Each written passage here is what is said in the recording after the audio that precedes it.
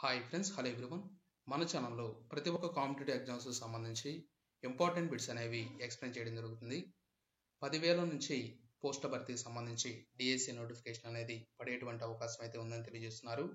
అదేవిధంగా టీచర్ల నియామకాలపై ప్రభుత్వం దృష్టి సారించింది.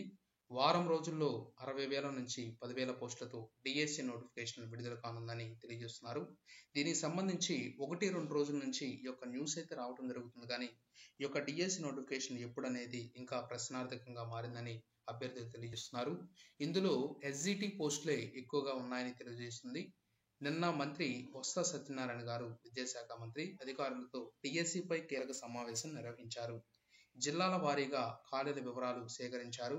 కాగా విద్యాశాఖలో 18,500 పోస్టులు ఉన్నట్లు గత అసెంబ్లీ సమావేశాల్లో ప్రభుత్వం ప్రకటించిన విషయం తెలిసిందే. దీనికి సంబంధించి ముఖ్యమంత్రితో సమావేశం అయితే నిర్వహిస్తున్నట్లు అధికారులు భావిస్తున్నారు. అదేవిధంగా 1-2 రోజుల్లో ఇంకా ఈ యొక్క డిఎస్సి నోటిఫికేషన్ సంబంధించి వారం రోజుల్లో అయితే డిఎస్సి నోటిఫికేషన్ అయితే పడేటువంటి అవకాశం అయితే ఉంది ఫ్రెండ్స్. ప్రతి ఒక్కరూ కూడా ప్రిపేర్ అయ్యే అభ్యర్థులందరూ కూడా ప్రతి ఒక్కరూ కూడా ప్రిపేర్ అవ్వాలి. అదేవిధంగా అక్షరం ఎడ్యుకేషన్ ఛానల్లో ప్రతి ఒక్క సబ్జెక్టు గురించి ఫ్లూయెంట్గా మీకు ఎక్స్ప్లెయిన్ చేయడం జరిగింది.